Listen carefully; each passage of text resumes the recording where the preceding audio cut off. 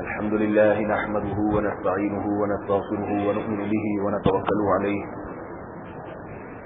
ونعوذ بالله من شرور أنفسنا ومن سيئات أعمالنا من يهده الله فلا مضل له ومن يضلل فلا هادي له ونشهد أن لا إله إلا الله وحده لا شريك له ونشهد أن محمدا عبده ورسوله صلى الله تعالى عليه وعلى آله وأصحابه وبارك وسلم تسليما كثيرا أما بعد فأعوذ بالله من الشيطان الرجيم بسم الله الرحمن الرحيم الحمد لله الذي خلق السماوات والأرض وجعل الظلمات والنور ثم الذين كفروا بربهم يعدلون. وقال الله تعالى في مقام آخر هل أتى على الإنسان حين من الدهر لم يكن شيئا مذكورا إنا خلقنا الإنسان من نطفة أمشاج نبتليه فجعلناه سميعا بصيرا. قرآن مجید کی دو آیات کی تلاوت کی ہے. اللہ تعالیٰ نے اس طرح سے بات کہنے کی، سننے کی، سمجھنے کی اور عمل کی توفیق عطا فرمائے. اللہ تعالیٰ نے ہمیں بنایا مٹی اور پانی کے ملاپ سے. بنانے کے بعد اللہ نے انسان کو بہت عزت دی. فرشتوں کو کہا کہ آدم کو سجدہ کرو. اس کائنات کا سب سے افضل ترین اور اس کائنات کی سب سے بہتر مخلوق انسان ہے. آواز کا نظر آپ کو صحیح طرح سے آ رہی ہے؟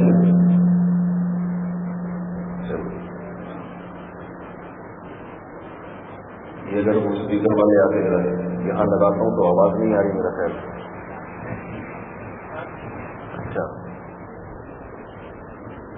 ہاتھ میں جو ہے نا یہ ایسے دائیں بائیں ہوگا.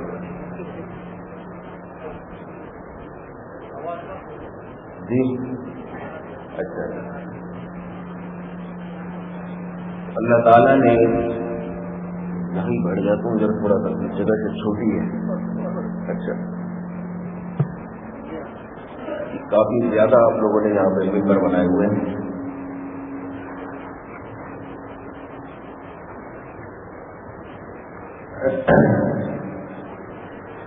اللہ تعالیٰ نے انسان کو اس کائنات میں سب سے افضل بنایا ہے اور انسان سے اللہ تعالیٰ کو جتنی محبت ہے کسی مخلوق سے اللہ اتنی محبت نہیں کرتے.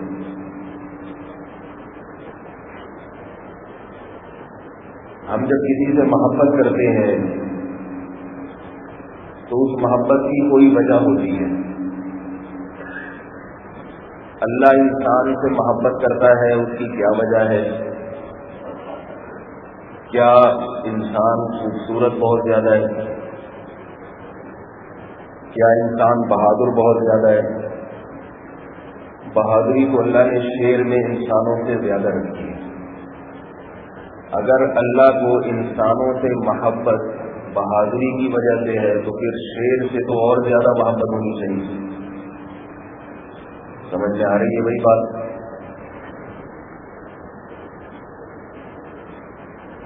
اگر اللہ کو انسان سے اس لیے محبت ہے کہ انسان طاقتور بہت ہے تو بھائی ہاتھی سے زیادہ تو انسان طاقتور نہیں ہے.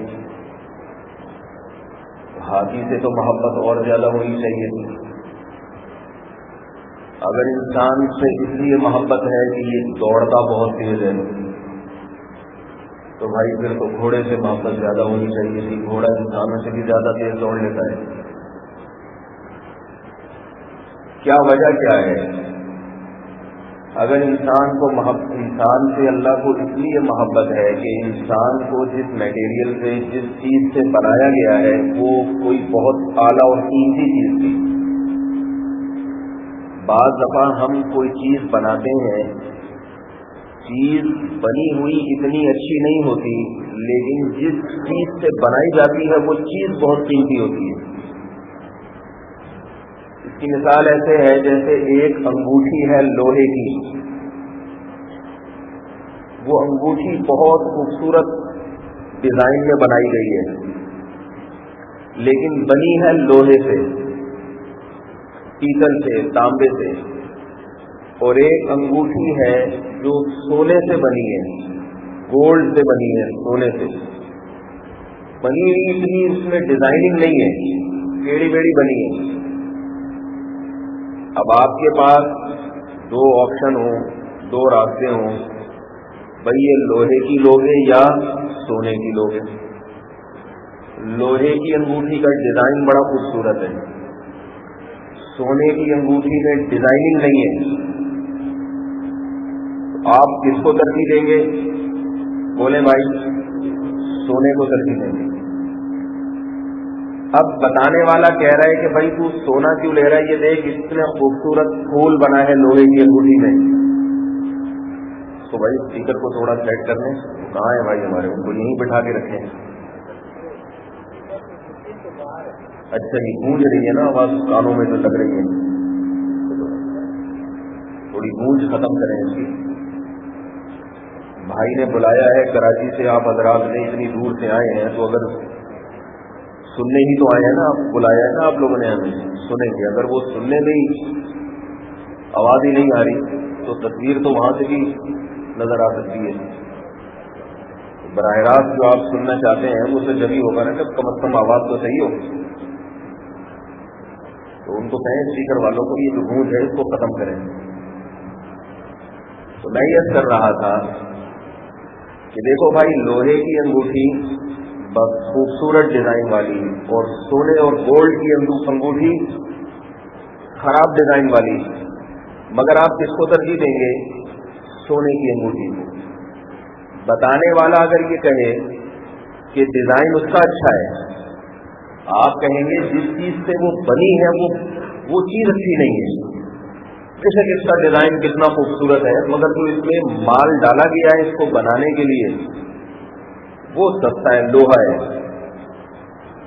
تو اگر اللہ کو انسان سے اس لیے محبت ہے کہ یہ جس چیز سے بنایا گیا ہے وہ چیز بڑی قیمتی تھی، یہ وجہ بھی نہیں ہو سکتی، کیونکہ فرشتوں کو اللہ نے نور سے بنایا، نور سے، روشنی جس میں حسن و جمال ہے، خوبصورتی ہے، اور انسان کو اللہ نے من صلصال من حمأ مسنون، سڑے ہوئے گارے سے بنایا، سڑا ہوا گارا، بدبودار مٹی۔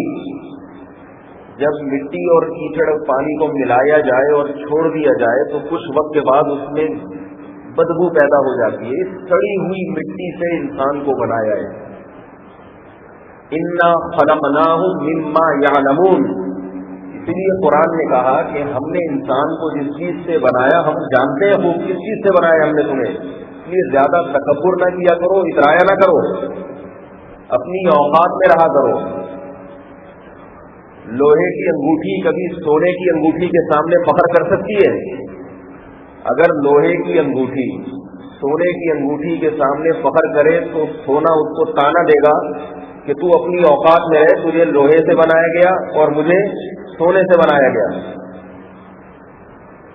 تو اللہ نے انسان کو سڑے ہوئے گارے سے بنایا ہے، تبھی تو شیطان نے کہا تھا کہ اے اللہ تو نے اس کو خلقتہ من صلصال من حمأ مسنون، گندی سڑی ہوئی مٹی سے تو نے اسے بنایا، مجھے آگ سے بنایا، تو لم اکن لبشر، کہ میں ہو ہی نہیں سکتا لأسجد لبشر، کہ میں سجدہ کروں کسی ایسے بشر کو، ایسی مخلوق کو جس کو تو نے گندی اور ناپاک مٹی سے بنایا ہو، یہ ہو نہیں سکتا۔ تو شیطان کو بھی یہ اشکال ہو رہا تھا کہ اللہ آدم اور آدم کی اولاد سے اتنی محبت کیوں کر رہا ہے، اس کو تو بنایا اللہ نے کس چیز سے؟ سڑے ہوئے گارے سے، سڑی ہوئی مٹی سے۔ تو جیسے شیطان کو اشکال ہو رہا تھا، سوال ہو رہا تھا، ہمیں بھی ہونا چاہیے۔ کیا خیال ہے بھائی؟ آپ لوگ گردن ہلائیں، ہاں ہوں کریں، بات سمجھ میں آئے تو میں سمجھوں گا کہ میری بات سن رہے ہیں، آپ سمجھ رہے ہیں۔ تو بھائی جیسے شیطان کو اعتراض ہوا تھا، وہ اعتراض یہی تھا کہ اے اللہ تو اس سے اتنی محبت کیوں کر رہا ہے کہ ہم اتنے پرانی چیزوں سے بھی انسان کو محبت ہوتی ہے نا۔ آپ کے آفس میں کوئی پرانا ملازم ہو اور کوئی نیا آئے تو آپ نئے والے کو زیادہ ترقی دینا شروع کر دیں پرانے کو اعتراض ہوگا کہ نہیں ہوگا؟ کیوں؟ اس لیے کہ جو چیز پرانی ہوتی ہے اس سے بھی انسان کو محبت ہوتی ہے. تو شیطان کو دو اشکال، ایک یہ جس چیز سے انسان کو بنایا گیا وہ بڑی بیکار چیز مٹی، اور دوسری بات یہ بالکل نیا نیا ہے اور میں پرانا ہوں.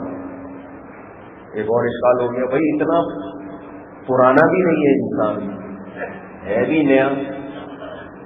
تو نئی سب سے آخر میں جو مخلوق پیدا ہوئی ہے نا، سب سے آخر میں وہ انسان ہے. انسان سے پہلے جنات بھی تھے، جانور بھی تھے، بڑے بڑے ڈائناسور یہاں گھوما کرتے تھے، اور جنگلوں میں ایسے جانور بھی تھے جن کی نسلیں ختم ہو چکی ہیں.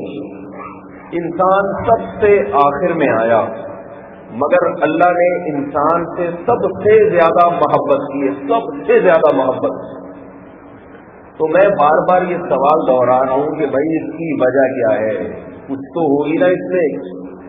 ہم کہتے ہیں نا جب کسی کو یہاں پتہ نہیں وہ مثال دی جاتی ہے یا نہیں، وہاں پاکستان میں کراچی میں اردو زبان میں یہ مثال عام ہے کہ بھائی اس کو اتنی عزت کیوں دے رہے ہو؟ کیا اس کے سرخاب کے پر لگے ہوئے ہیں؟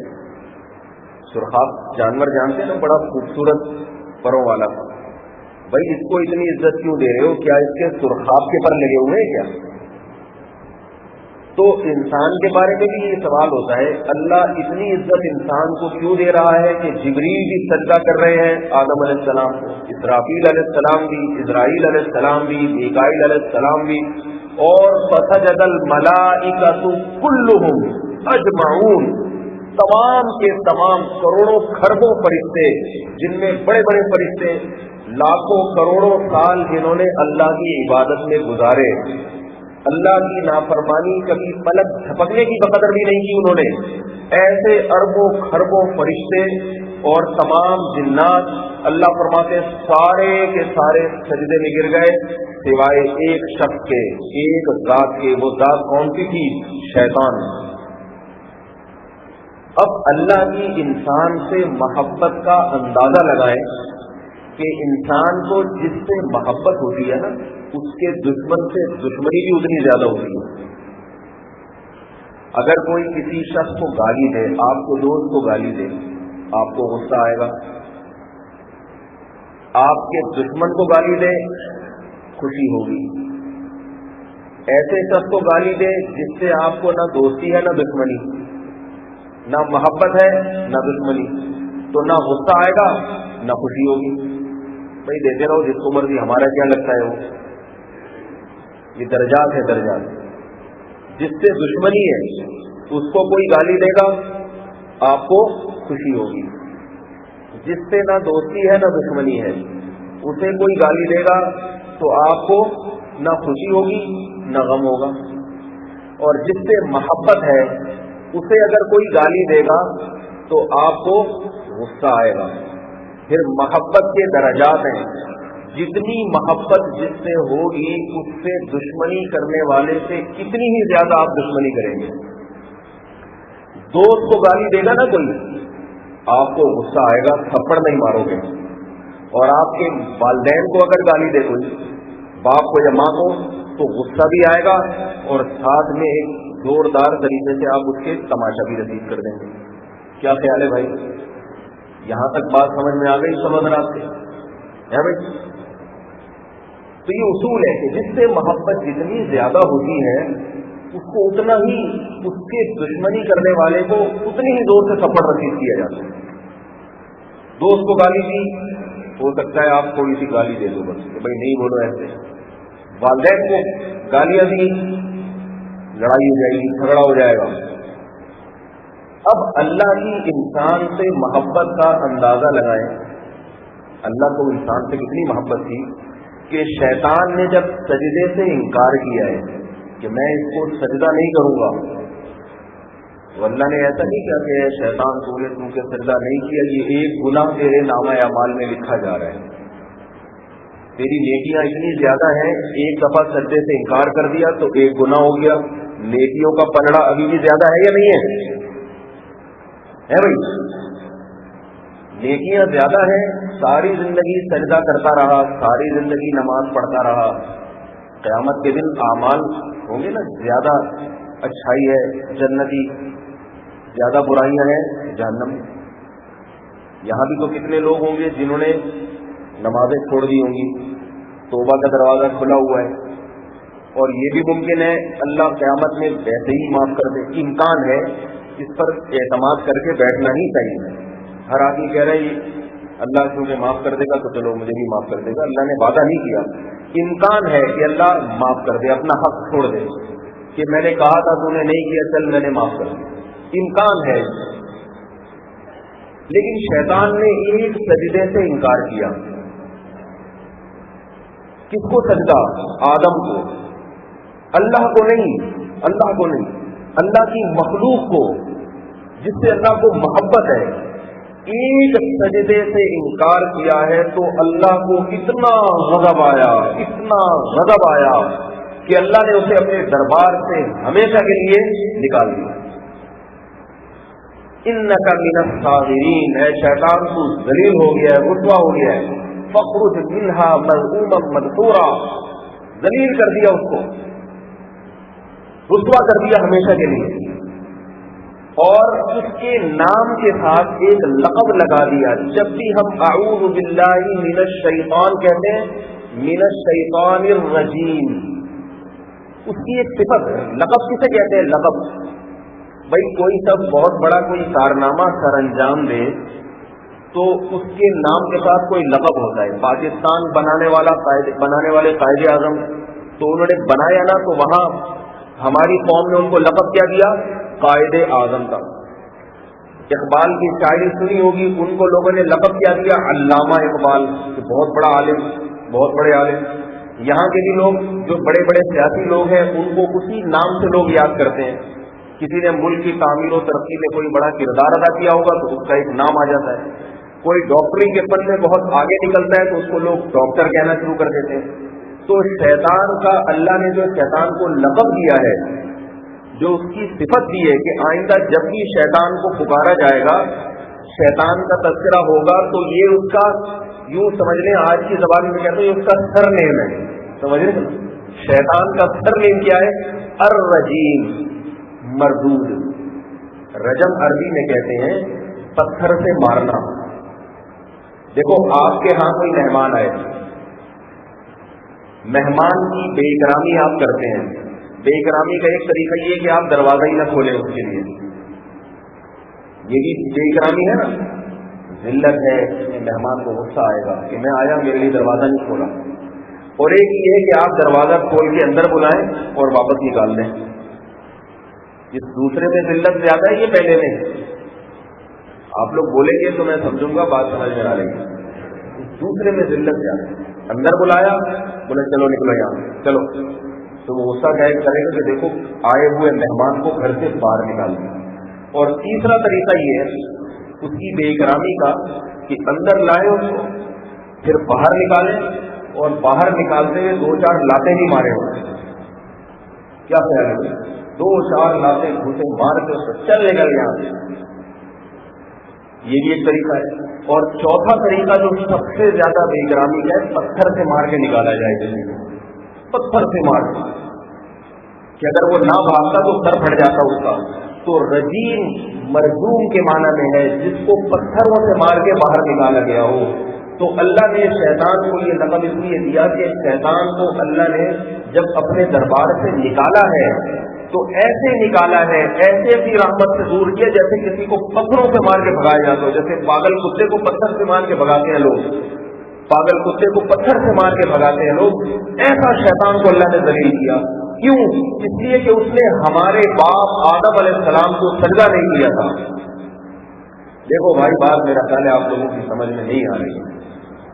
یہ میرے اور آپ کا اکرام ہے، میرا اور آپ کا، کیونکہ آدم علیہ السلام اس کے باپ تھے، میرے بھی باپ آپ کے بھی باپ، تو میرے والدین کا اور آپ کے والدین کا اللہ اتنا اکرام کر رہا ہے کہ جو میرے باپ کا دشمن، اللہ نے اس کو ہمیشہ کے لیے پتھروں سے مار کے دربار سے نکالا ہے کہ تو نے اس سجدے سے انکار کیوں کیا۔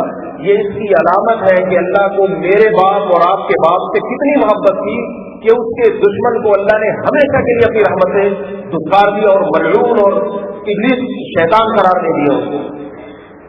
तो भाई सवाल फिर वहीं घूम के आ जाता है कि मेरे बाप और आपके बाप को इतनी इज्जत क्यों दी जा रही है? जाहिर है इसलिए उसमें हमारी भी इज्जत है ना, हमारी भी इज्जत। तो हमें इतनी इज्जत क्यों दी जा रही है? क्या है हमारे पास? क्या हम सोने से बने हुए हैं या हीरे से बने हुए हैं, या हम बहादुर बहुत ज्यादा हैं, या हम ताकतवर बहुत ज्यादा है? ऐसे ऐसे अल्लाह ने फरिश्ते पैदा किए हैं कि एक चीज से फरिश्तों ने पूरी पूरी बस्तियों को उल्टाया। तो भाई अल्लाह ने हमसे मोहब्बत क्यों की है? इसकी एक वजह है, क्योंकि अल्लाह बगैर वजह के, बगैर हिकमत के कोई काम नहीं करता। वो वजह ये है जो अल्लाह ने कुरान में बयान की है। अल्लाह ताला ने 3 किस्म की मखलूक पैदा की है। एक मखलूक तो वो है जिसे अल्लाह ने अकल बहुत ज्यादा दी है मगर ख्वाहिशात नहीं दी। फरिश्तों के पास अकल बहुत ज्यादा है मगर ख्वाहिशात नहीं है, चाहते नहीं है। अकल कितनी है?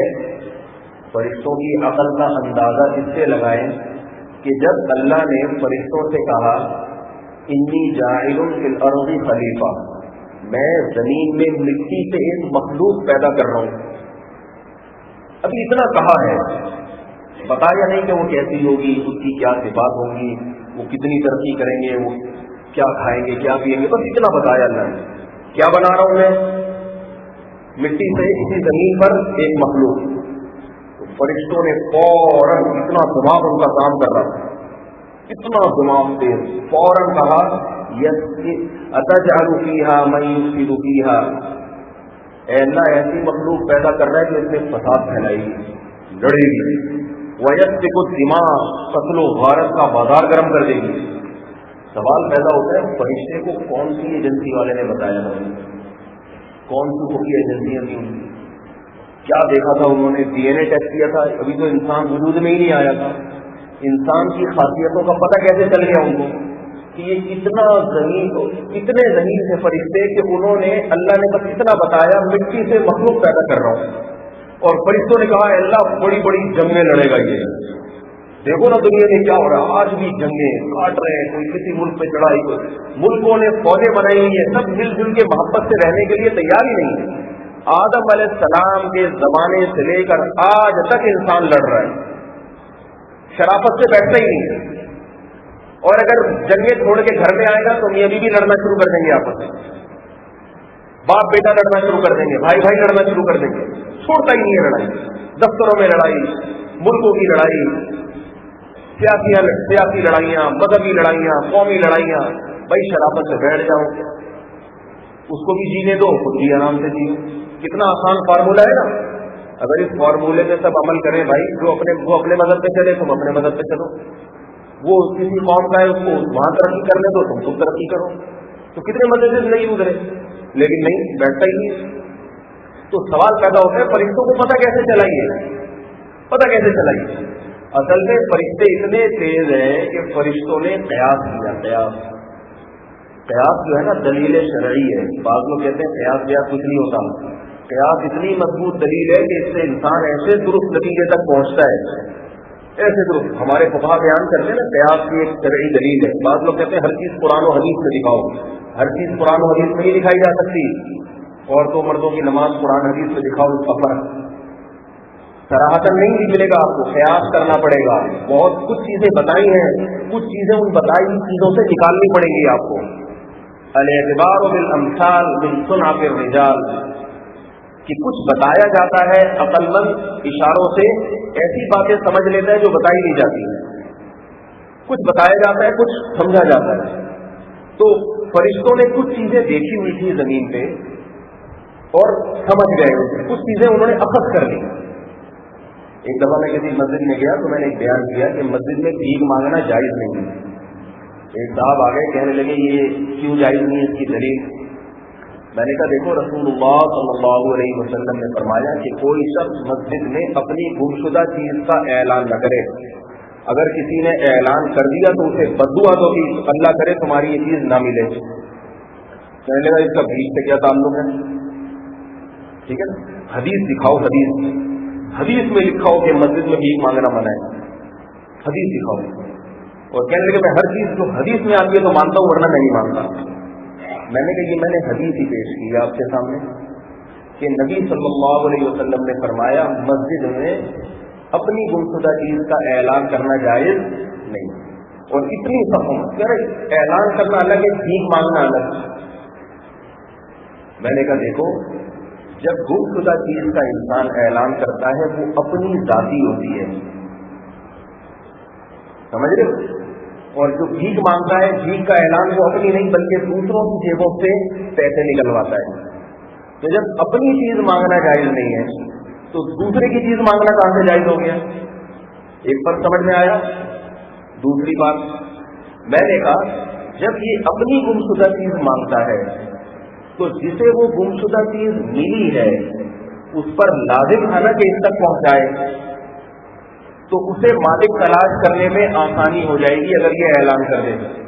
تو اس میں اپنے مسلمان بھائی کی مدد نہیں کر رہا ہے کہ اس کی ایک ذمہ داری ہے کہ اصل مالک تک چیز پہنچا دے، تو اس کی مدد ہو جائے گی اعلان کرنے میں.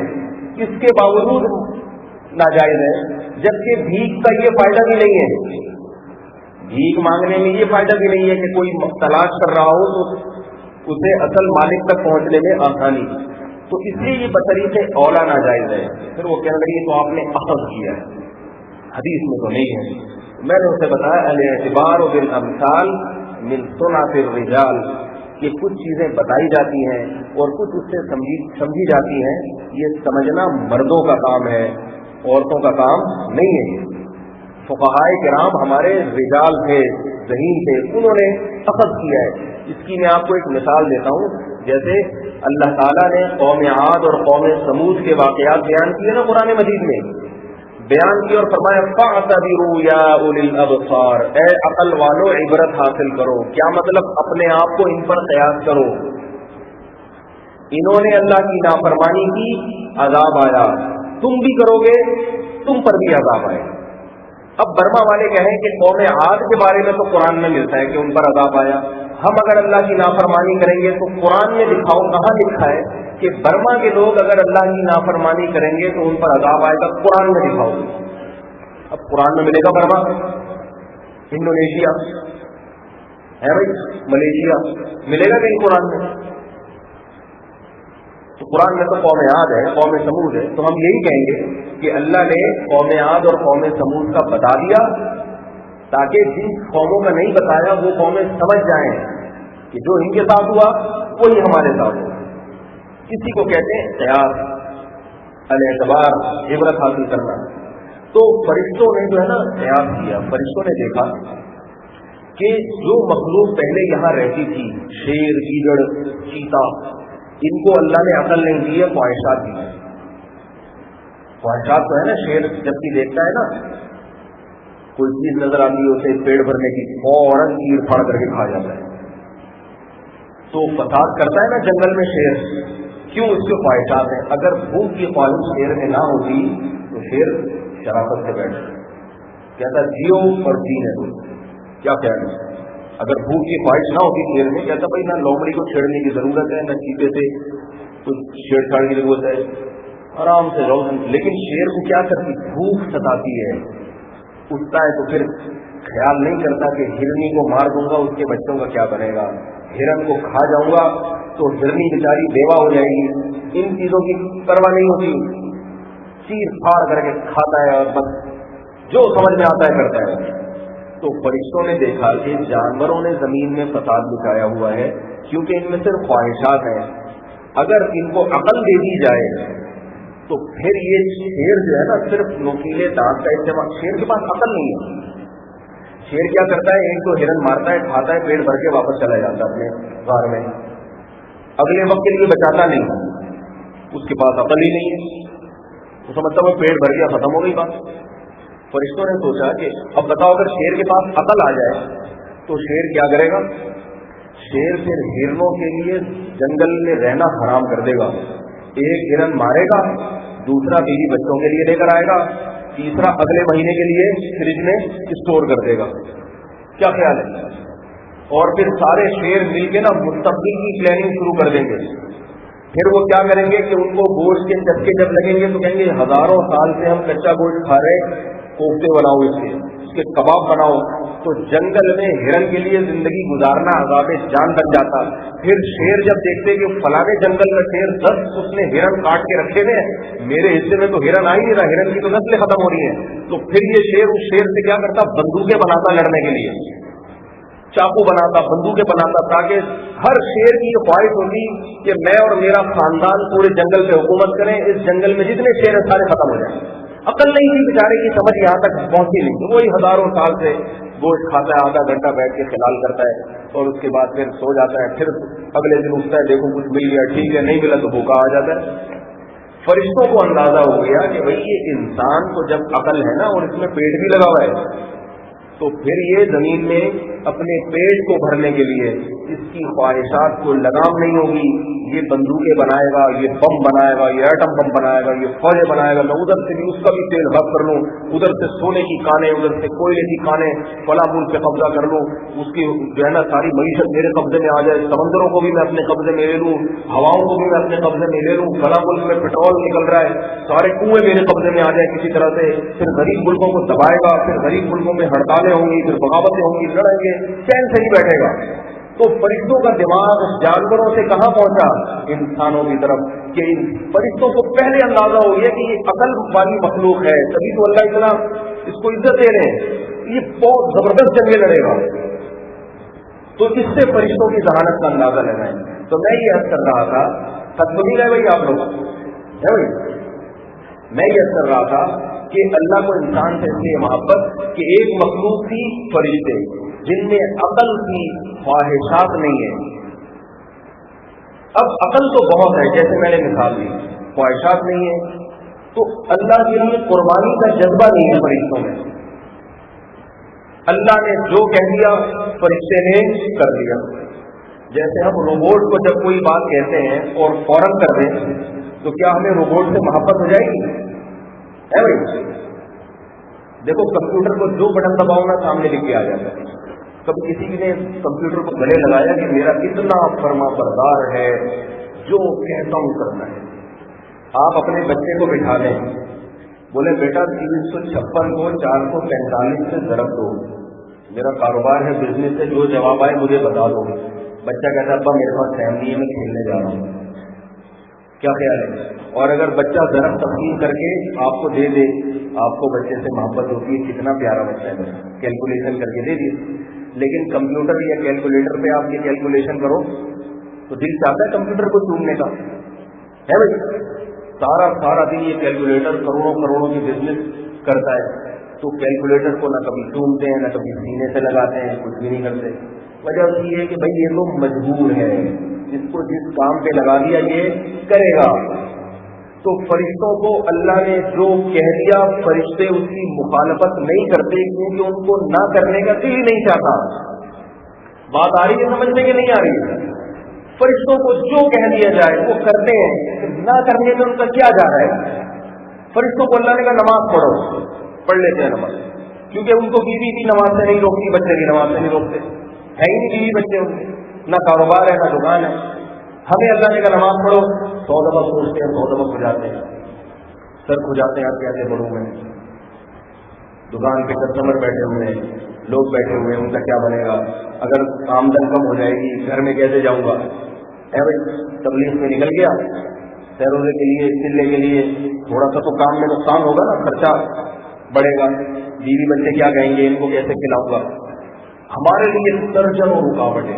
تو اللہ نے جو فرشتوں کی مخلوق پیدا کی ان کو عقل دی، مگر ان میں خواہشات بالکل بھی نہیں، اس لیے ان کے پاس نو کا آپشن ہی نہیں ہے. روبوٹ کی طرح اللہ نے جو کہہ دیا وہ کر لیا انہوں نے. جیسے روبوٹ ہے، میں ابھی وہاں ابو ظہبی میں تھا یا دبئی میں، مجھے سے یاد نہیں رہا، وہاں میں نے دیکھا کہ جو ہے نا سگنل پہ ایک بندہ کھڑا ہوا ہے رات کے وقت. وہ بندہ گاڑیوں کو یوں کر رہا ہے اور ایسے اشارہ کر رہا ہے، ہاتھ یوں روک رہا ہے تو یوں اشارہ کر رہا ہے، یعنی الٹے ہاتھ سے اشارہ کر رہا ہے اور سیدھے ہاتھ سے کہہ رہا ہے کہ یہ ادھر رائٹ سائڈ پہ نکل جائے. 2-3 اس طرح بندے میں نے دیکھے کھڑے ہوئے، بڑے پابندی کے ساتھ ہو رہے ہیں. میں نے کہا یہ تو بیچاروں کی بڑی مشکل جاب ہے. ایسے اسٹیٹ سیدھے کھڑے ہوئے اور ہاتھ ایسے کر کے وہ بار بار یوں یوں بس. تو اس نے مجھے بتایا 24 گھنٹے یہی کام کرتے رہتے ہیں. ہمارے میزبان نے بتایا کہ 24 گھنٹے کی ڈیوٹی ہے. اب میں بے ہوش ہونے والا تھا کہ بھائی 24 گھنٹے کوئی آدمی, تو میرے بے ہوش ہونے سے پہلے انہوں نے بتا دیا حضرت یہ انسان نہیں ہے, روبوٹ ہے. اس کو انہوں نے نا مشین فٹ کر دی, بس اس کا کام یہ ہے کہ الٹے ہاتھ سے اشارہ, کیونکہ روڈ بند ہے آگے, اور سیدھے ہاتھ کی طرف نکلو گئی. 24 گھنٹے وہ خدمت کرتا رہتا ہے. مگر ایسا نہیں ہے کہ یو اے کی حکومت اس کے لیے کوئی الگ سے اس روبوٹ کے لیے کوئی جو ہے نا الاؤنس جاری کرے کہ سب سے زیادہ خدمت تو یہ کر رہا ہے, کیونکہ ان کو پتا ہے کہ اس کے پاس نہ کا آپشن نہیں ہے, نہ کرنے کا آپشن نہیں ہے. تو فرشتے کو میرے بھائی اللہ نے جس کام پہ لگا دیا, فرشتہ لگا ہے موت تک لگا رہے گا. رسول اللہ صلی اللہ علیہ وسلم نے فرمایا روزانہ 70,000 فرشتے بیت اللہ کا طواف کرتے ہیں, اور ایک فرشتہ جب ایک دفعہ طواف کر لے تو قیامت تک اس کا دوبارہ نمبر نہیں آتا. اتنے زیادہ فرشتے اللہ نے پیدا کیے, اور ایسی عبادت کرتے ہیں اللہ کی. رسول اللہ صلی اللہ علیہ وسلم نے فرمایا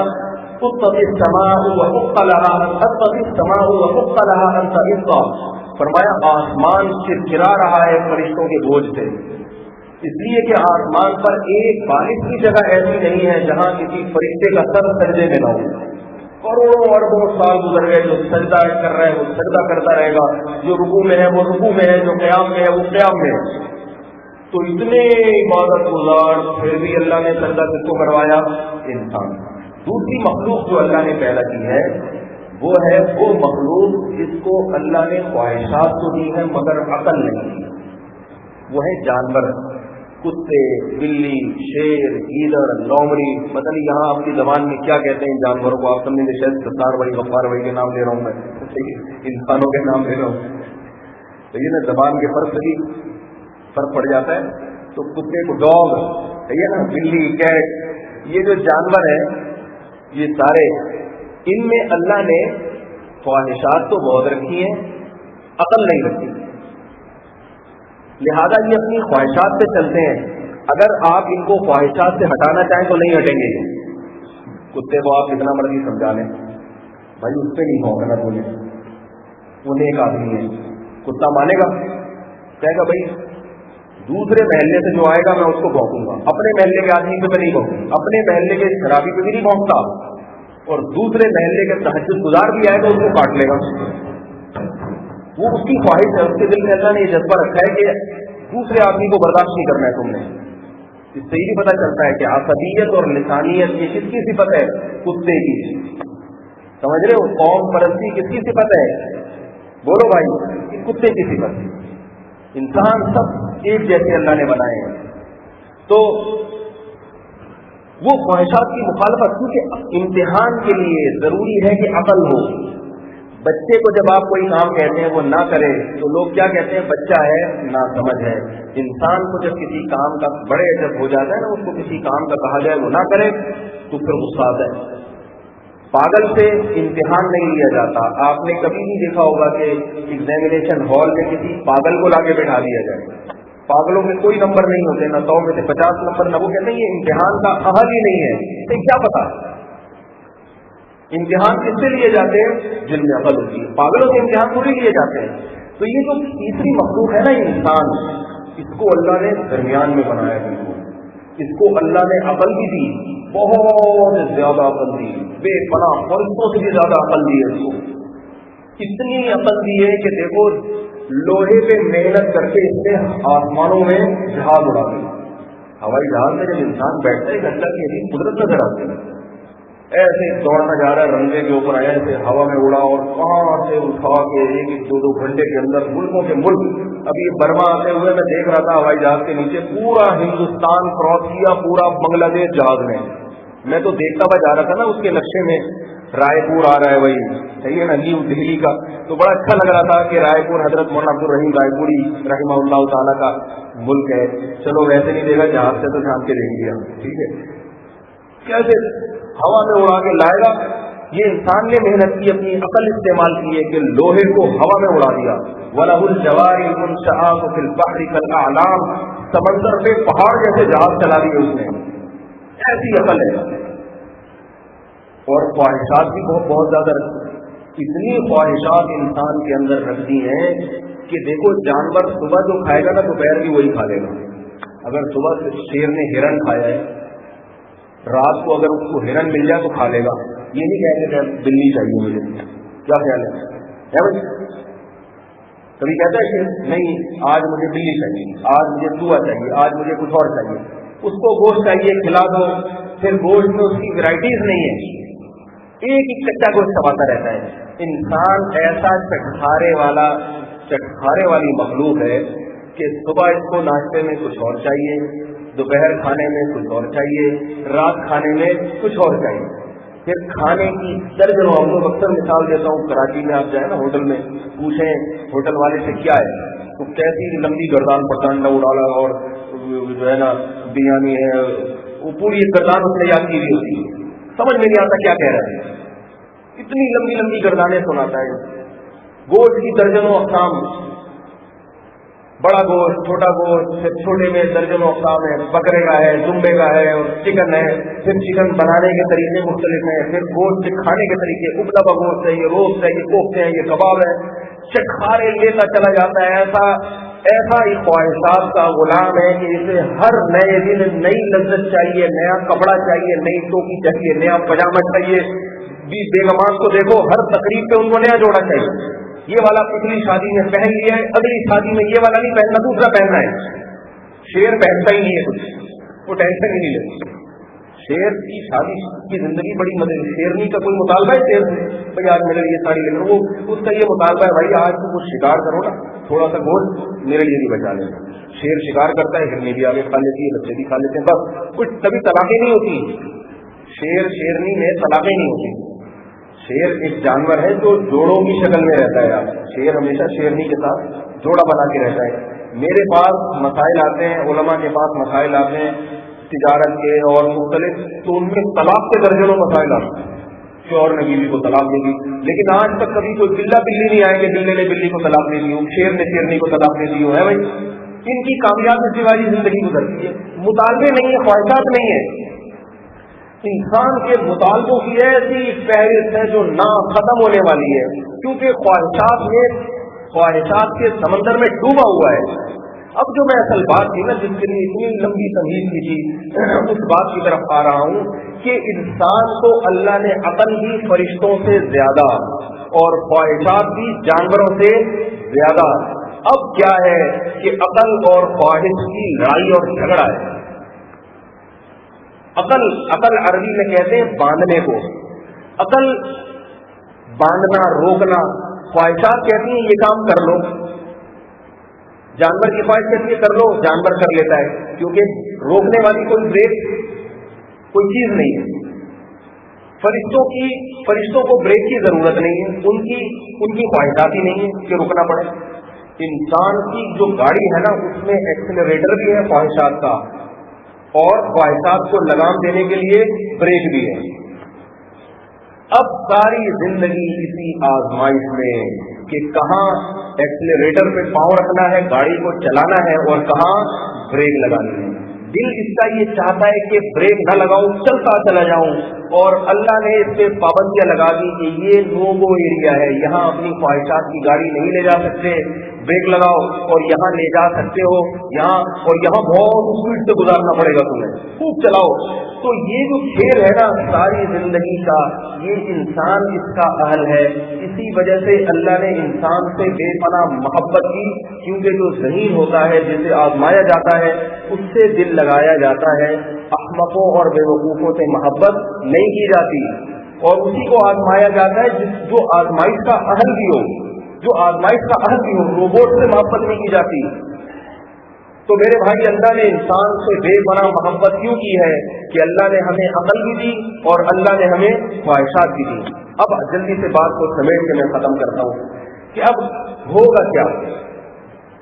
اللہ تعالیٰ نے انسان کو بنا کے آسمان سے اس کے لیے احکامات نازل کر دیے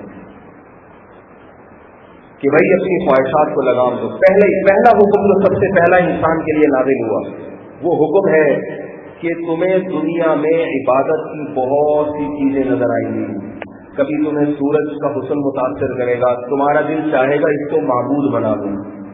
ابراہیم علیہ السلام کی قوم نے کیا کیا؟ فلما رأى الشمس بازغة قال هذا ربی، سورج کو دیکھ کے کہتے تھے کتنا خوبصورت ہے، اس کے سامنے سر جھکا لو۔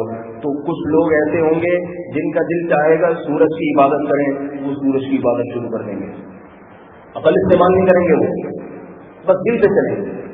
کچھ ایسے ہوں گے جن کو چاند کی خوبصورت روشنی متاثر کرے گی اور وہ چاند کو دل لے بیٹھیں گے، چاند کی عبادت شروع کر دیں گے۔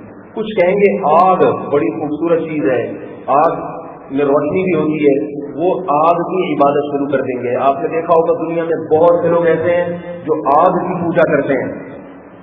کچھ ایسے ہوں گے جو پتھر کی بنی ہوئی مورتیوں کو اپنے ہاتھوں سے بنائیں گے اور ان کے سامنے سجدہ کرنا شروع کر دیں گے۔ اللہ نے قرآن مجید میں کیا فرمایا؟ لا تسجدوا للشمس ولا للقمر واسجدوا للہ الذی خلقہن ان کنتم ایاہ تعبدون۔ عقل استعمال کرو، اپنی عقل، ان چیزوں کو سجدہ نہ کرو، نہ سورج کو، نہ چاند کو، نہ ان بنائی ہوئی مورتیوں کو، اس ذات کو سجدہ کرو جس نے سورج کو بنایا، اس کا حسن تمہیں متاثر کر رہا ہے، اسے نہ دیکھو، اس میں حسن ڈالنے والے کو دیکھو کہ جس نے چاند کو اور سورج کو تمہاری خدمت پہ لگا لی، اس کو سجدہ کرو۔ تو میرے بھائی، انسان کی سب سے پہلی آزمائش کیا ہے؟ سب سے پہلا سوال اس سے قیامت کے دن کس کے بارے میں ہوگا کہ تم نے دنیا میں عبادت کس کی ہے؟ تم نے دنیا میں عبادت کس کی ہے؟ اس امتحان میں بہت سے لوگ ناکام ہو جائیں گے اور بہت سے لوگ اس امتحان میں کامیاب ہوں گے۔ تو آپ اللہ کی اس نعمت سے جو اللہ نے مجھے اور آپ کو عطا فرمائی ہے کہ ہم چونکہ مسلم ہیں، لا الہ الا اللہ پڑھتے ہیں، ہم اللہ کے سوا کسی کے سامنے سر نہیں جھکاتے، اس نعمت پہ اللہ کا شکر ادا کریں کہ اس امتحان میں اللہ نے ہمیں امتحان میں ڈالے بغیر کامیاب کر دیا ہے۔ یہ ایمان کی دولت ہمیں کہاں سے مل گئی؟ اپنے والدین سے مل گئی۔ اس نعمت پہ جتنا شکر ادا کیا جائے کم ہے۔ اللہ نے امتحان کے لیے تو بنایا، محبت بھی کرے گا، لیکن اللہ نے بتا دیا کہ میری یہ محبت دائمی نہیں ہے۔ اگر میرے امتحان میں کامیاب ہو گئے تو کرتا رہوں گا، اگر ناکام ہو گئے تو پھر یاد رکھو دنیا میں کسی مخلوق کے لیے عذاب نہیں ہے، جانوروں کو عذاب نہیں ہے، فرشتوں کو عذاب نہیں ہے، لیکن پھر انسان کے لیے اللہ نے بہت سخت قانون بنایا۔ قل عبادی انی انا الغفور الرحیم، میرے بندوں سے کہہ دو بڑا مہربان وہو الغفور الودود، بے پناہ محبت کرنے والا، وَإِنَّ عَذَابِي هُوَ الْعَذَابُ الْأَلِيمُ۔ لیکن اگر اپنے آپ کو اپنی خواہشات کا غلام بنا دیا، تو پھر میرا عذاب بہت دردناک ہے۔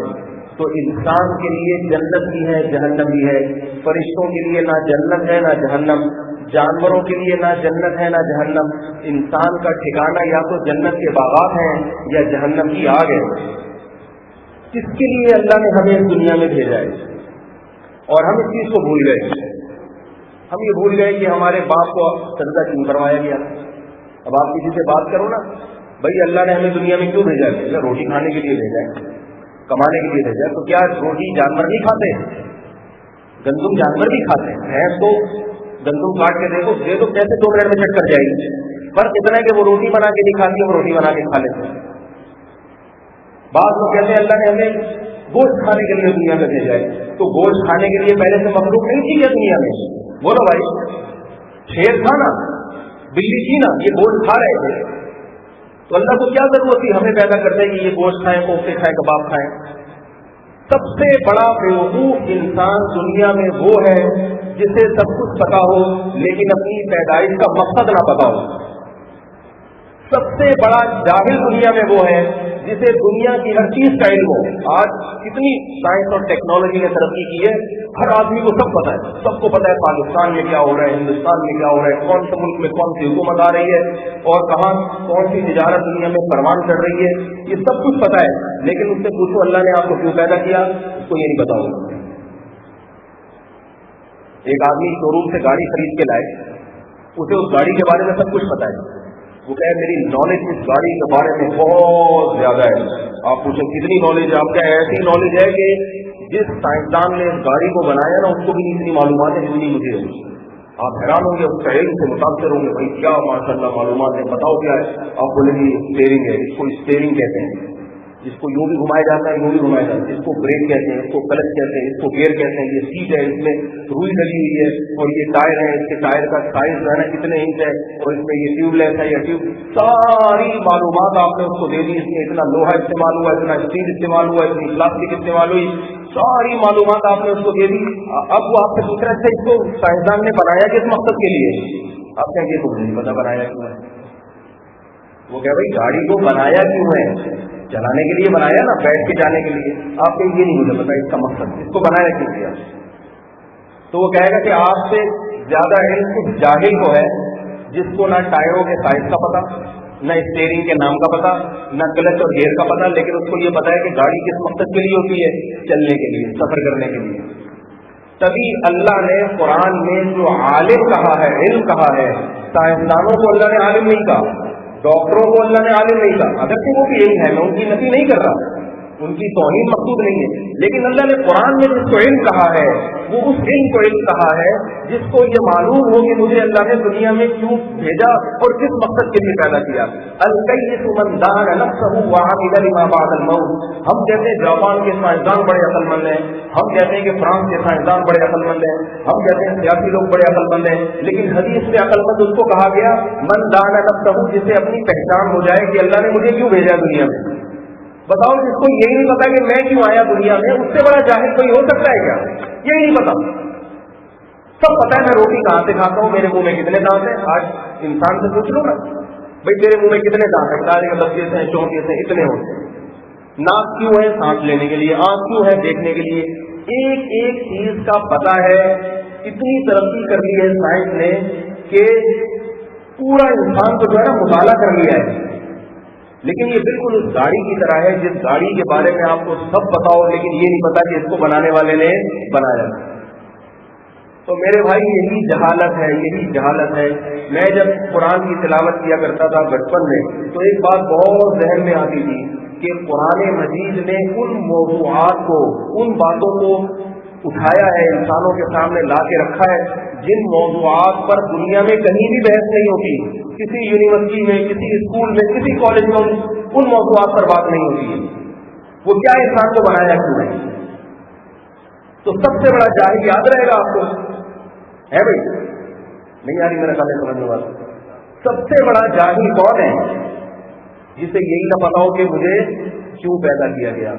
और सबसे बड़ा इल्म ये है कि आपको सबसे पहले अपनी पैदाइश का मकसद मालूम हो कि मुझे क्यों बनाया है।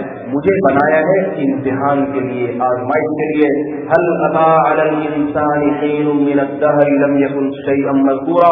फरमाया इंसान तो पहले नहीं था, हमेशा से थोड़ी इस दुनिया में खरबों अरबों साल से जब जमीन थी तू नहीं था, हमने तुझे पैदा किया और सुनता और देखता बना दिया, आंखें दे दी।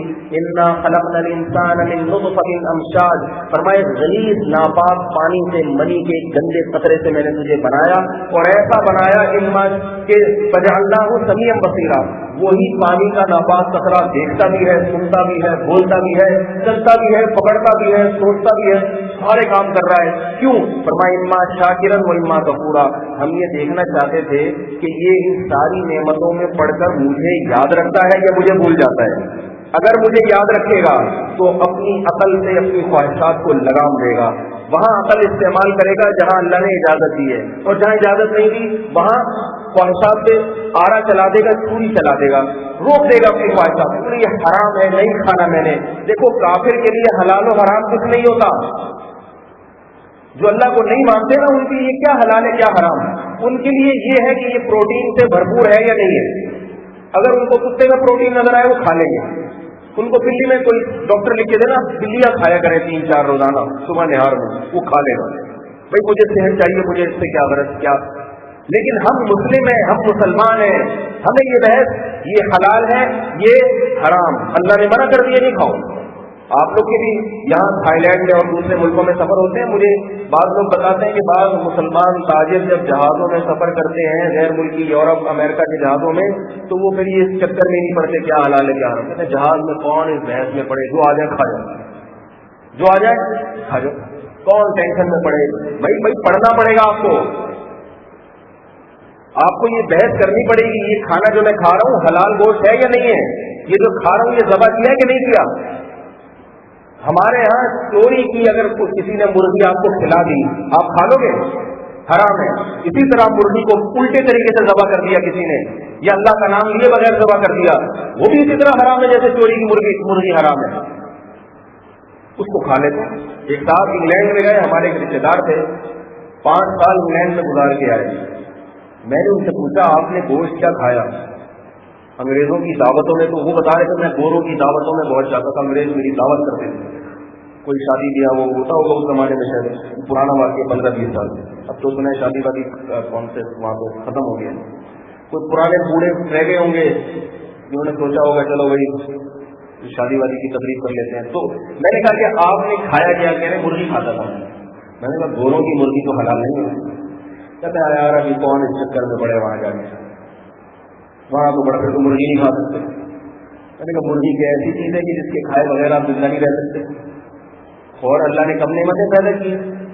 تھوڑی سی باتوں پہ مسلمان اپنے اعصاب ڈھیلے چھوڑ دیتا ہے, ہاتھ ہتھیار ڈالتا ہے. بھائی حلال چیزیں ہزاروں ہیں لاکھوں ہیں, ان کو کیوں نہیں کھاتے؟ کلوا من الطیبات, پاکیزہ چیزیں کھاؤ. تو آپ لوگ یاد رکھیں جن ملکوں میں رہتے ہیں آپ کے لیے حلال پر گزارا تھوڑا مشکل ہے کیونکہ یہاں غیر مسلم زیادہ ہیں, ان کے لیے تو نہیں ہے پابندی, تو آپ کے لیے پابندی ہے. تو سب سے پہلی جو ہماری آزمائش ہے وہ کیا ہے کہ ہم کس کی عبادت کرتے ہیں؟ بولے بھائی, اللہ کے سوا مسلمان کسی کے سامنے سر نہیں جھکاتا, کسی کے سامنے سر نہیں جھکاتا. اس پر مضبوطی سے قائم رہیں گے ہم لوگ, اپنی اولادوں کو وصیت کریں گے. اور یاد رکھو یہ ایمان اتنی بڑی, تو آپ لوگ کیونکہ اقلیت میں ہے نا, کمی ہے یہاں, آپ کی آزمائش زیادہ ہے. ایمان پر قائم رہنے میں آپ کی آزمائش زیادہ ہے, کیونکہ یہ تاریخ گواہ ہے کہ جہاں بھی مسلمان کم ہوتے ہیں وہاں مسلمانوں کو ستایا جاتا ہے. سورہ بروج میں اللہ نے واقعہ نہیں سنایا, مسلمان ہوئے تھے سب کو ذبح کر کے خندقوں میں ڈال دیا, سارے ایمان پر قائم رہے. اور حدیث میں آتا رسول اللہ صلی اللہ علیہ وسلم نے فرمایا کہ ایک بچہ جب آگ جلائی نا اور اس میں ڈالا گیا تو ایک بچے نے جانے سے انکار کر دیا. ماں نے چھلانگ لگانے سے ڈر گئی کیونکہ اس کی گود میں دودھ پیتا بچہ تھا. تو حدیث میں آتا ہے رسول اللہ صلی اللہ علیہ وسلم نے فرمایا دیکھو ماں کی قربانی تھی نا, ایمان پہ قائم رہی, ایمان نہیں چھوڑا اس نے, بے شک آگ میں جلا دی جائے. تو جب اتنی انسان قربانی دیتا ہے تو پھر اللہ کی طرف سے اس کے دل میں وحی ہوتی ہے. تتنزل علیہم الملائکۃ, قرآن میں آتا ہے کہ پھر فرشتے دلوں پہ نازل ہوتے ہیں, تسلی دیتے ہیں کہ تمہاری ساری قربانی کس کے لیے؟ اللہ کے لیے. اللہ کے لیے قربانی ہے, ہمت کرو, اپنے ایمان اور دین پہ قائم رہو, ہمت کرو, اللہ تمہیں اس کا بدلہ دے گا. تو وہ بیچاری عورت سب چھلانگے مار رہے تھے جلتی ہوئی آگ میں, ایمان سے پیچھے نہیں ہٹے, ایمان سے پیچھے نہیں ہٹے. ایک عورت کو بچے پہ ترس آیا کہ میں تو جل جاؤں گی, میرا دودھ پیجیے, بچے کا کیا ہوگا؟ رسول اللہ صلی اللہ علیہ وسلم نے فرمایا کہ اس بچے کو اللہ نے ماں کی گود میں بولنے کی قوت عطا فرمائی, اور اس بچے نے کہا اے ماں گھبرا نہیں, یہ آگ نہیں ہے, یہ جنت کے باغوں میں سے ایک باغ ہے. تو میرے بھائی آپ لوگوں کے لیے آزمائش زیادہ ہے, آپ کو اپنے ایمان اور اپنے دین پر قائم رہنا ہے. جیسے ہمارے والدین کا ہم پر احسان, انہوں نے ایمان کی دولت ہمارے طرف منتقل کی ہے. ہم کیوں مسلمان ہیں؟ ہمارے باپ دادا مسلمان تھے, اگر وہ کافر ہو جاتے تو ہم بھی کافر ہوتے.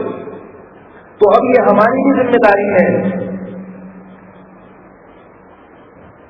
یہ ہماری بھی ذمہ داری ہے کہ اللہ نے ہمیں جو ایمان کی اور اعمال کی دولت نصیب فرمائی ہے یہ ہم نے اپنی نسل میں منتقل کرنی ہے.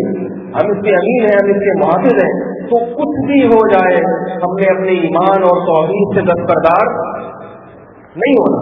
مسلم ہے, لا الہ الا اللہ پڑھنے والے ہیں, اللہ کے سوا کسی کے سامنے سر جھکانے والے نہیں ہیں.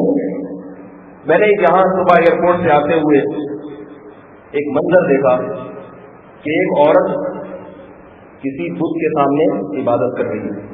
اپنی زندگی میں میں نے پہلی مرتبہ اپنی آنکھوں سے ایسا منظر دیکھا ہے. انٹرنیٹ پر تو چیزیں دیکھی ہیں, لیکن براہ راست پہلی مرتبہ یہ منظر دیکھا ہے کہ کوئی انسان کسی پتھر کے سامنے جھکا ہوا ہو. خدا کی قسم دل کی جو کیفیات اب تک تھی وہ بیان سے باہر ہے. سوچ رہا تھا کہ اے اللہ تیرا کتنا بڑا احسان ہے، کتنا بڑا انعام ہے کہ تو نے ہمیں اپنے سامنے سر جھکانے والا بنایا۔ نماز پڑھتے ہوئے میں بار بار یہ منظر سوچ رہا تھا، عشاء کی نماز ہو رہی، کتنا اللہ کا کرم ہے کہ ہم ہاتھ باندھ کے وضو کر کے اللہ کے سامنے کھڑے ہوتے ہیں، اور امام جب سورہ فاتحہ پڑھتا ہے، خدا کی قسم تکبیر تحریمہ سے لے کر سلام کے وقت تک مسلسل روتا رہا ہوں، مسلسل روتا رہا ہوں، میرے آنکھوں نہیں رک رہے تھے وہ منظر دیکھ کہ اللہ تیرا کتنا بڑا انعام ہے، احسان ہے، کتنی بڑی مخلوق ہے انسان، اور وہ کس کے سامنے جھکی ہوئی ہے؟ اپنی ہاتھ سے بنایا ہوا پتھر اس کے سامنے سجدہ کر رہا ہے۔ تو نے کتنا بڑا انعام کیا ہمارے اوپر، کتنا بڑا احسان کیا، ہم کیسے وضو کر کے ہاتھ باندھ کے تیرے سامنے کھڑے ہوتے ہیں، اور کتنی پیاری اللہ نے سورہ فاتحہ دے دی ہمیں، ایاک نعبد و ایاک نستعین، اے اللہ ہم صرف تیری عبادت کرتے ہیں اور صرف تجھی سے مدد طلب کرتے ہیں۔ ہم جس رب کو پکارتے ہیں ان کی صفات ہے قرآن میں بیان کی ہے، اور کافر جس خدا کو پکارتا ہے اس کی کوئی صفت نہیں ہے، وہ کچھ بھی نہیں کر سکتا۔ ان الذین تدعون من دون اللہ عباد امثالکم، اللہ فرماتے ہیں جس کو تم خدا کو چھوڑ کے پکارتے ہو تمہاری جیسی مخلوق ہے، تمہارے جیسے عاجز ہیں، اور جس رب کو ہم پکارتے ہیں اس کے 99 نام تو اللہ نے قرآن میں بیان کیے ہیں، الرحمن بڑا مہربان، اور صرف نام بیان نہیں کیے، اس کی صفات کا اظہار ہم اس کائنات میں دیکھتے ہیں۔ الرحمن ہے، الرحیم ہے، کریم ہے، رؤوف ہے، غفار ہے، ستار ہے، اور کیا ہے، علی ہے، کبیر ہے۔ ہم دیکھتے ہیں کہ واقعی وہ غفار بھی ہے، معاف کرنے والا بھی ہے، ستار بھی ہے، گناہوں پہ پردہ ڈالنے والا بھی ہے، رحمان بھی ہے، اس میں رحمت بھی، اس کی رحمت ہمیں نظر آتی ہے دن اور رات، اس کی رحمت کے ہم مظاہرے کو شام اپنی آنکھوں سے دیکھتے ہیں، آسمان سے ہم بارش کو برستا ہوا دیکھتے ہیں۔ انظر الی آثار رحمت اللہ، اللہ بتاتے ہیں کہ اس آسمان سے جو بارش برستی ہے اس رحمت کو دیکھو، کیا یہ پتھر کے بڑی ہوئی مورتیاں ہیں جو آسمان سے بارش برسا رہی ہیں؟ فانظر الی آثار رحمت اللہ، اللہ کہتے ہیں میرا نام ہے رحمان، میں رحمان ہوں، میری یہ صفت ہے، جس کی صفات کا آپ کو علم نہیں ہوتا، آپ اس سے کبھی بھی محبت نہیں کرتے، محبت اس سے کی جاتی ہے جس کی صفات کی، جس کی کوالٹیز، جس کی جو ہے نا صفات آپ جانتے ہیں، اللہ کی صفات ہم جانتے ہیں۔ فانظر الی آثار رحمت اللہ، اللہ فرماتے ہیں بارش اللہ کی رحمت کی صفت کا مظہر ہے۔ دیکھو کیسے ہم زمین کو جو ہے نا مردہ زمین میں جان ڈال دیتے ہیں، اور زمین تمہارے لیے طرح طرح کے نباتات پیدا کرتی ہے۔ اگر اللہ آسمان سے یہ بارشیں برسانا بند کر دے، کون ہے؟ ماں کان لکم ان تنبتوا الشجرہ، تمہارے ہاتھوں میں یہ طاقت نہیں کہ ان درختوں کو اگاؤ۔ تو ہم نماز میں ہاتھ باندھ کے جس رب کے سامنے کھڑے ہوتے ہیں ایسے ہی کھڑے ہو جاتے ہیں، ہمیں پتا ہے کہ یہ رب جس کے سامنے ہم عبادت کر رہے ہیں یہ رحمان بھی ہے، یہ رحیم بھی ہے، یہ کریم بھی ہے، یہ ودود بھی ہے، یہ غفار بھی ہے، یہ علی کل شیء قدیر بھی ہے۔ کن فیکن کی طاقت سے اس نے کائنات کو بنایا، تو بتاؤ ہمیں عبادت میں کتنا مزہ آئے گا اگر اس جلدی کے ساتھ ہم عبادت کریں، اور ہمارے رب کا ہم پر کتنا بڑا احسان ہے کہ اس نے ہمارے سر کو کسی پتھر کے سامنے، کسی انسان کے سامنے جھکانے، یہاں انسانوں کی عبادت بھی ہوتی ہے، انسانوں کو بھی میں نے دیکھا لوگ سجدہ کرتے ہوئے، تو ہم کتنے بڑے ہم پر اللہ کا انعام اور احسان ہے، ہم ہاتھ باندھ کے خدا کے سامنے کھڑے ہوتے ہیں، ایاک نعبد، اے اللہ تیری عبادت کرتے ہیں، و ایاک نستعین، اور تجھ سے مدد طلب کرتے ہیں۔ تو دیکھو ایمان کی اس نعمت کی قدر کرو، یہ بہت بڑی نعمت ہے، یہ نعمت جب ایک دفعہ چھنتی ہے تو صدیوں صدیوں کو یہ نعمت نہیں ملتی، یہ کبھی بھی صدیوں کو یہ نعمت نہیں ملتی۔ اس کے لیے پیغمبروں نے انسان میں توحید ڈالنے کے لیے کہ انسان صرف ایک خدا کا، ایک اللہ کا غلام بن جائے، پیغمبروں نے مارے کھائے ہیں، پتھرے کھائے ہیں اور پتھر کھائے ہیں، اپنی اولادوں کو شہید کروایا، اپنے آپ کو شہید کروایا ہے۔ تو میرے بھائی سب سے بڑی بات، سب سے بڑی آزمائش کیا ہے کہ ہم اللہ کی توحید پر اور اللہ کی وحدانیت پر کوئی سودے بازی نہیں کریں گے۔ کرتے ہو نا مضبوط ایمان، اور یاد رکھو ایک ظاہر کی توحید ہوتی ہے کہ زبان سے تو لا الہ الا اللہ کی رٹ لگا رہا ہے، اور ایک حقیقی توحید ہوتی ہے یا رسول اللہ مدد، یا غوث آدم مدد، یا علی مدد۔ اس کا مطلب کیا ہے کہ نماز میں کیا کہتے ہیں؟ اللہ سے تجھ سے مدد مانگوں گا، لیکن جب یا علی مدد کہہ رہا ہے، یا رسول اللہ مدد کہہ رہا ہے، تو نماز میں اللہ سے جو معاہدہ کر کے گیا اس معاہدے کو توڑ رہا ہے کہ نہیں توڑ رہا؟ کلمے کا یہ مطلب نہیں ہے کہ آپ لا الہ الا اللہ کہتے رہو اور کبھی کسی مزار پہ جا کے سجدہ کرو، کبھی کسی بزرگ کے سامنے جا کے اپنی مرادیں رکھو، اور کبھی کسی پیغمبر سے مانگنا شروع کر دو۔ اللہ کے دربار میں کسی بت کے سامنے جھکنے والا یا کسی قبر کے سامنے جھکنے والا برابر ہے، یاد رکھیں، چاہے وہ قبر کسی بزرگ کی کیوں نہ ہو، ولی کی کیوں نہ ہو۔ یا ایھا الناس انتم الفقراء الی اللہ، اے انسانوں تم سارے اللہ کے فقیروں، سب ایک جیسے ہیں، بزرگ بھی، پیر و مرشد بھی، ولی بھی، پیغمبر بھی، عاجز ہونے میں، کمزور ہونے میں سب برابر ہیں۔ سمجھ میں آ رہی ہے بات کہ نہیں آ رہی؟ مسلمانوں میں بھی صرف پھیلا ہوا ہے، کلمہ پڑھتے ہیں، اپنے آپ کو مسلم کہتے ہیں، مگر سجدہ کرتے ہیں قبر میں۔ کوئی پیر اپنے پیر کے سامنے سجدہ کرتا ہے، کوئی پیر و مرشد کے بارے میں یہ سمجھتا ہے کہ میں جہاں بیٹھا ہوں گا میرے پیر کو اطلاع ہو جاتی ہے۔ یہ علم غیب ہے، یہ صرف کس کو حاصل ہے؟ اللہ کو حاصل ہے۔ جب پیغمبر کی قبر کے سامنے سجدہ کرنا حرام ہے اور پیغمبر سے مرادیں مانگنا حرام ہے، صحابہ کرام نے کبھی پیغمبر سے دعا نہیں مانگی ہے، ہمیشہ کس سے دعا مانگی ہے؟ اللہ۔ جب صحابہ محمد صلی اللہ علیہ وسلم کے دربار میں آتے تھے تو نبی سے یہ عرض کرتے تھے کہ یا رسول اللہ آپ ہمارے لیے اللہ سے دعا کریں۔ یہ نہیں کہتے یا رسول اللہ ہماری یہ حاجت آپ پوری کر دیں۔ ہمارے ہاں پاکستان میں شرک بہت پھیل گیا ہے، دعائیں مانگی جاتی ہیں مسجدوں میں، یا رسول اللہ انظر حالنا واسمع قالنا، یا رسول اللہ ہماری حالت کو دیکھیں، ہماری بات کو سنیں، ہماری فریاد رسی کریں۔ شرک ہے یہ، کیونکہ اللہ کو چھوڑ کر جب آپ کسی در پہ گئے مانگنے کے لیے تو اللہ کہتا ہے کسی مندر میں جاؤ کہ کسی پیغمبر کی قبر پہ جاؤ، برابر ہے میرے لیے۔ پیغمبر سے محبت کرنے کا حکم ہے، معبود بنانے کی اجازت نہیں ہے، کیونکہ پیغمبر توحید کا درس لے کر آئے ہیں۔ تو میرے بھائی یہاں سب سے اہم ترین چیز جس پر ہم سب نے قائم رہنا ہے وہ کیا ہے؟ ہم توحید کے معاملے میں کوئی سودے بازی بولو بھائی نہیں کریں گے، صرف اللہ سے ہوتا ہے، اللہ کے غیر سے کچھ بھی نہیں ہوتا۔ صرف کس سے ہوتا ہے؟ اللہ کے غیر میں، اللہ کے علاوہ سب آ گیا۔ محمد صلی اللہ علیہ وسلم اللہ کے رسول ہیں، عبد پہلے ہیں، بندے پہلے ہیں، رسول بعد میں۔ ہاں اللہ کے بعد سب سے بڑا مقام کس کا ہے؟ محمد صلی اللہ علیہ وسلم۔ کیوں؟ وہ اللہ کی مخلوق کو اللہ کے بندوں سے ملانے والے ہیں۔ یہ وہ دعوت جو میں آج آپ کے سامنے رکھ رہا ہوں، یہ وہ دعوت ہے جو محمد صلی اللہ علیہ وسلم نے ساری دنیا کو بتائی ہے۔ تو محمد صلی اللہ علیہ وسلم کا ہم پر سب سے بڑا احسان ہے، ہمارے والدین سے، ہمارے اساتذہ سے، ہمارے مشائخ سے سب سے زیادہ احسان کس کا ہے؟ محمد صلی اللہ علیہ وسلم کا، اس لیے کہ انہوں نے اس وقت میں ہمیں اپنے رب کی، ہمارے رب کی پہچان کرائی جب محمد صلی اللہ علیہ وسلم کے علاوہ پوری دنیا میں کوئی بھی رب کی پہچان کرانے والا نہیں تھا۔ اس لیے ہم نبی پر درود بھیجتے ہیں، درود بھیجنے کو سعادت سمجھتے ہیں۔ درود بھی ہمیں توحید کا سبق دیتا ہے۔ درود کے الفاظ کیا ہیں؟ اللہم صلی علی محمد، اے اللہ محمد پر خصوصی رحمتیں نازل فرما۔ اس میں بھی توحید کا درس کہ محمد کے لیے بھی دعا مانگی جائے گی تو کس سے؟ اللہ سے مانگی جائے گی، اس میں بھی توحید کا سبق۔ محمد کے لیے بھی رحمت کی دعا مانگی جائے گی تو اللہ سے مانگی جائے گی۔ تو بھائی یہ دو چیزیں ہیں، ایمان اور عمل۔ عمل کی بحث تو بہت لمبی ہے، میں نے صرف ایک کھانے پینے کی چیزوں کے بارے میں بتائی، باقی وہ تو بہت لمبی بحث ہے، اور بہت سارے شریعت کے احکام ہیں جو ہم توڑتے ہیں دن اور رات، اس پر ہمیں مضبوطی سے قائم رہنا چاہیے، اس پر بات انشاءاللہ ہوتی رہے گی۔ سب سے پہلی چیز کیا ہے؟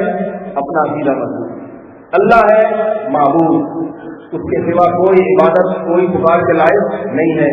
یہ اللہ نے ہمیں، دیکھو جو چیز کم ہوتی ہے نا اس کی ویلیو، بس آخری بات ہے جو بتا کے میں اپنی بات کو بیان کو ختم کرتا ہوں کہ جو چیز کم ہو اس کی قدر زیادہ ہوتی ہے۔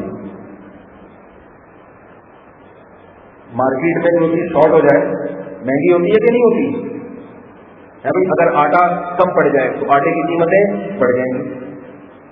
یہاں مسلمان کم ہیں، مجھے بتایا تقریباً 20% مسلمان ہیں، شرک زیادہ ہے، تو یہاں مسلمان کیا ہے؟ کم۔ پاکستان میں مسلمان بہت زیادہ، تو یہاں اللہ کی نظر میں یہاں کے مسلمان کی قیمت وہاں کے مسلمان سے زیادہ ہوگی، کیونکہ یہاں مسلمان شارٹ ہے مارکیٹ میں. یہاں کہیں مسجدیں ہیں، کہیں کہیں عبادت، ہر جگہ بتوں کی عبادت ہو رہی ہے. تو اللہ تلاش کرتے ہیں اتنے لوگ بتوں کی، اتنے میرے سامنے. تو جو اللہ کے سامنے جھکے گا اور ان حالات میں دین پر قائم رہے گا، اس کی قدر اللہ کی نظر میں بڑھ جائے گی. اس کی قدر اللہ کی نظر میں بڑھ جائے گی. اس لیے اپنے ایمان پر، توحید پر قائم رہو، مذہب پر سودے بازی نہ کرو. اللہ مجھے بھی موت تک ایمان پر قائم رہنے کی توفیق عطا فرمائے اور آپ سب حضرات کو بھی. سبحانک اللہم وبحمدک، نشہد ان لا الہ الا انت، نستغفرک ونتوب الیک. دعا فرمانے اللہ تعالیٰ جو کچھ کہا اس پر عمل کی توفیق عطا فرمائے. الحمدللہ رب العالمین والعاقبۃ للمتقین والصلاۃ والسلام علی رسولہ الکریم وعلی آلہ وصحبہ اجمعین. ربنا آتنا فی الدنیا حسنۃ وفی الآخرۃ حسنۃ وقنا عذاب النار. اے اللہ جو کچھ کہا سنا اس پر عمل کی توفیق عطا فرما. اے اللہ ہم سب کو موت تک ایمان پر قائم رہنے کی توفیق عطا فرما. اے اللہ ہماری زندگیوں میں دین کی بہاریں اور برکتیں نازل فرما. اے اللہ 100% اللہ تیرے اور تیرے رسول صلی اللہ علیہ وسلم کے احکام پر چلنے کی توفیق نصیب فرما. اے اللہ ہمارے گھروں میں دین کو زندہ فرما، ہمارے علاقوں میں دین کو زندہ فرما. اے اللہ ہم امن و امان، اے اللہ دہشت گردی تقریب کاری سے ہم سب کی حفاظت فرما، امن و امان کا ماحول قائم فرما. اے اللہ پوری دنیا کو امن کا گہوارہ بنا، پوری دنیا سے دہشت گردی کا خاتمہ فرما، پوری دنیا میں ایمان کی بہاروں کو، اے اللہ ایمان کی بہاروں کی ہوا چلا.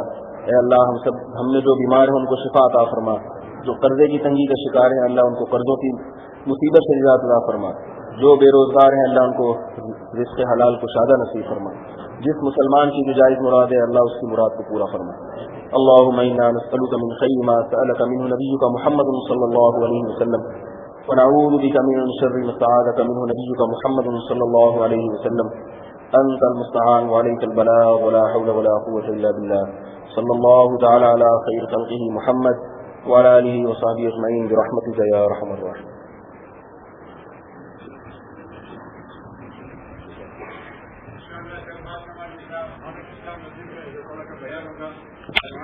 جماعت